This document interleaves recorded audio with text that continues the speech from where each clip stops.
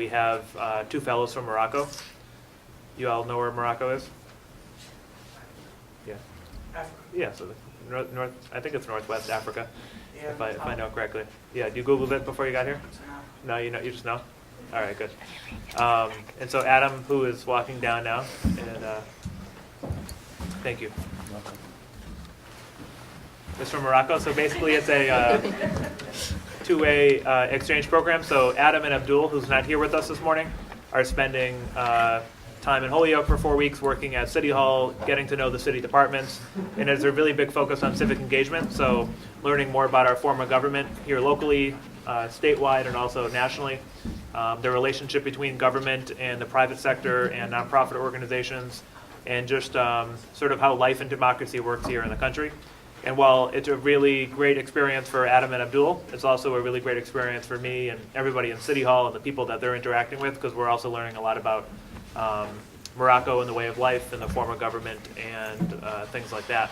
And we'll also have an opportunity if we want to apply next year to do an exchange. So we would spend a week or two there to learn about where they're from and get to know things like that.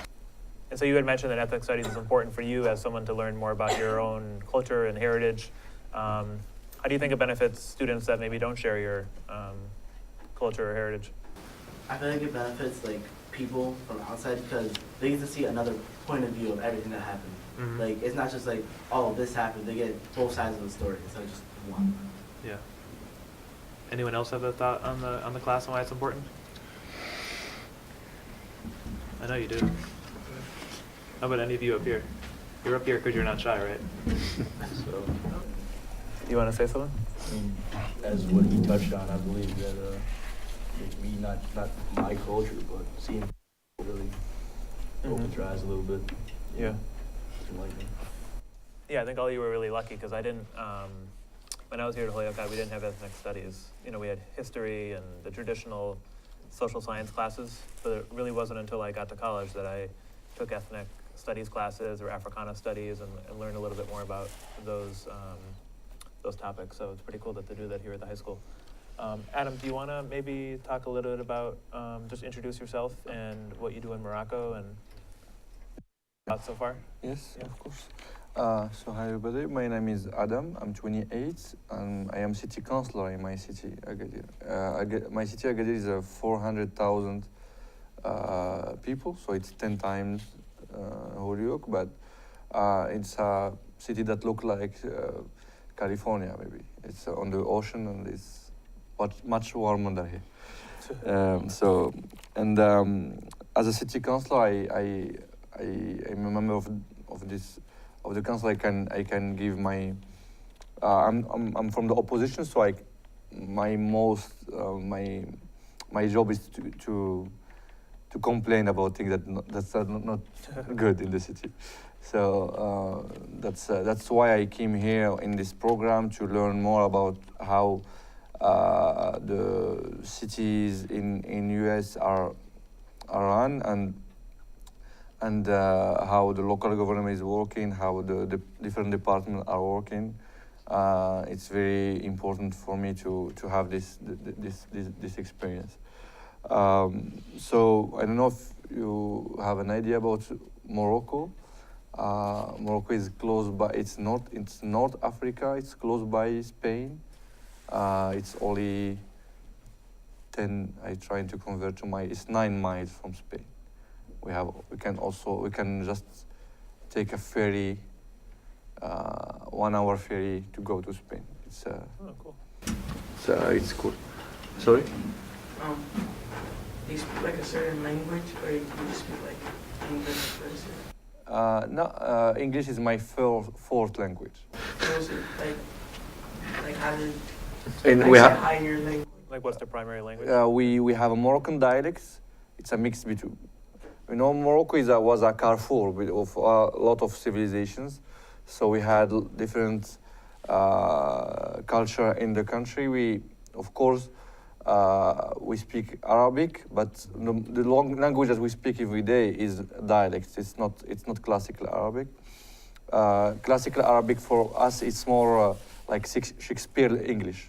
It's very sophisticated language. And then we learn also French in some areas in the north of Morocco, because it's close by to Spain. We speak Spanish too, and then we learn English also. So it's Moroccan are used to speak many languages, even in one discussion. Like you guys, maybe between Spanish and English, switching between that. Yeah, it's a common thing for us between Moroccan to speak Moroccan dialect with French and some English word or something like that. If you have any other question about Morocco, I can answer. What part of Morocco are you from? I'm from the south. The name of the city is Agadir. For example, to give you an idea about this mix of culture, the name of our city before was Santa Cruz. So it's because it was discovered in the beginning by Spanish people, and after some Portuguese people came also. So yeah, we have a lot of other cities with the Portuguese names like Mazagan, Mogador. Mogador is Spanish, Spanish Portuguese. I don't remember. It's Portuguese, I think. So we have the big economical city name is Casablanca. It's still the name now. The other cities changed the name, but Casablanca is still the name of our city. Yeah. Since your first language is Arabic, like in your town, do you see people with like this stuff? Like No, we are not Saudi Arabia. No. To give an idea, Morocco is between Morocco and Saudi Arabia. It's you have to take a flight of 7 hours. So it's like from here to Morocco almost. So we always had a different. Islam is the most important religion in Morocco, but still it's very different than Saudi Arabia. We are a more open country. Not all women put a scarf or a hijab. Just maybe depend of the ages. But if we go to a Moroccan high school, we will find people and boys and girls dressed like you, just most of the time. Do you guys face like any social problems like poverty or anything like that? Yeah, yes, we are a poor country, of course, but there is a scale. The most important problem in Morocco is not poverty itself, but it's a problem of development. We have the education is not that, don't have a quality in education. So basically, a lot of people, if they have money, they will go to a private school to get better education from the elementary school. So it will create a gap from the beginning between people who have money and people who doesn't. I was lucky. I'm not from a very rich family, but my father was a teacher, so I studied in a private school, in the elementary school. But my father was working at the same school, so he could afford to pay for our education in that time. So, but after in mid school and high school, I was in public school, and also at university, I was in public school. Is teen pregnancy like big out there? Like how is big in the USA? Sorry, I didn't get teen pregnancy. So young people having children. No, it's very different. We don't have good data about that, because by law you should not be able to have any relationship before marriage. That's the law in Morocco, because it's in the religion too. So still we have a lot of single mothers. We have a lot of girls that can be pregnant very early, but it's hidden, because if they will they will have problem with their family, and also they can have problem with law. So it's one of the tricky problems in Morocco. Is there like a lot of violence and stuff like that? We don't have guns. That's the nice part. But there is different. We have a lot of harassment in the street for women and girls, because there is a lot of not always. It's not always physical violence. It's sometimes harassment. Like it's very girls and women suffer a lot from that, and a lot of women want just to be on their car to avoid having to be harassed, and there is a lot of violence because also there is gaps between.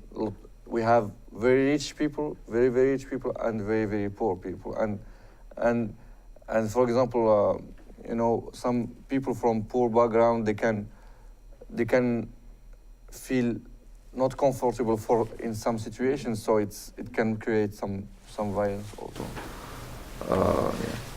Is there like a middle class? So like you said, there's like very rich and then very poor, but is there like a middle, or is it just two extremes? The middle class is reducing year after year. The middle class is very thin, so that's one of the problem in the society, because of the problem in education also, because when you are from a poor background, you don't have the same chance than to be in good schools in high school and middle school too. So that's why we started to have a very small middle class in the country. Do any of you? So Adam's talking about sort of income inequality, the difference between the poor and the rich, and shrinking middle class, and maybe how where you go to school dictates sort of where you're going to be. Any similarities or differences you think between what he's talking about and maybe our situation here in the United States? There's a lot of similarities. A lot of similarities. Why? Because it's like the poor people are always like, they're never get like a good life. They're non-privileged. And like only the rich people are privileged. It's like not fair. But what's the biggest sport in Morocco? The biggest Sport. Biggest sport. sport, soccer. A lot of Moroccan people watch Spanish Liga, and we have also our Moroccan Liga also, but So you guys play cricket? no, at all. Do Only you play volleyball? not too boring for us. Boring. Sorry. You know, we're the birthplace of volleyball, right? Yeah. Sorry? You know, we're the birthplace of volleyball. Yeah, I know. That's why I said that. I know that Boston team won last week. I watched some. Yeah, please. Sorry, I don't. What kind of like food do you guys do over there? A lot of junk food this last year. A lot of what? Junk food. Oh, junk food. Yeah, because we have a lot of fast food, that people start to eat because they don't have any more time. We are,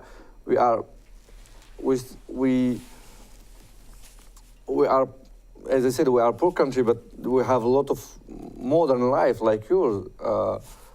People go to their job, they have a full day, and they cannot go to home anymore to eat. That's before, only 30 years ago, people had more time to go back to their home, and then most of the time the mother is working at home, so she has more time to prepare food for the whole family. But it started to reduce this, maybe in small cities, small areas, in towns, there is more this this people have more time to eat at home, but now we have I can share with you. We have as a group of people who came in USA. We have a blog where we publish, our experience here in USA. I published an article about a very common dish in Morocco that we prepared for our host family here, and it's you heard maybe about couscous. Couscous is not an Arab dish; it's a more North African dish. We have a tagine too also. Tagine is more a dish with meat and vegetables cooked in a special clay pot and a clay pan. But it's this kind of Moroccan dish, a slow cooking food. So you need to have time to prepare that. That's why we prepare this kind of, either there is someone at home who is free who have time to prepare that, or we prepare that when we have guests or when we are with friends at home and stuff like this. So because you need at least 2 hours to prepare this kind of food. It's not very Quick. quick. Do you guys all spend like your holidays the same, like Christmas and stuff, Halloween? Do you guys? There is Halloween is not very common. We have Christmas also not a lot because it's a Christian holiday. But we have the New Year. The New Year is important in Morocco. We have the same calendar and it's important. People go to party and and a lot of people get drunk also this time. It's by law we are not supposed to drink, but we drink. So in Morocco, they have a kingdom. I know Adam didn't talk about that yet, but the form of government's a little different. And Adam had talked about there's a king, but there's still some elected positions, and so the king still has a lot of power. And he had talked before about it being illegal to have a child out of wedlock. And Yeah. you said it's also illegal to cheat on your, like it's against the law to cheat on your husband or wife. Yeah, it's against the law You can go to jail for that. Yeah. Yeah. Yeah. We'd We'd have a lot of people in jail. Yeah, it's we have a lot of this it's kind of schizophrenic a little bit. We have a lot of laws that are not applied because they want, as a Muslim country, our leaders want to protect this image or the big picture of that we are a religious conservative country, but still behind doors and a lot of things happen. I'm more progressive. I want that this kind of thing to change law to make it more appropriate to what people are, and also to give freedom to people to choose. And we don't basically, in our laws, we don't have freedom of religion too. We cannot choose what we believe in theoretically. But it's a very bad situation because a lot of people will lie about their beliefs because they don't have freedom to choose. A lot of questions. Do you guys have like a high dropout rate in your high schools? Sorry, A high dropout rate. Like dropout. Okay. Yes, it's one of the biggest problems.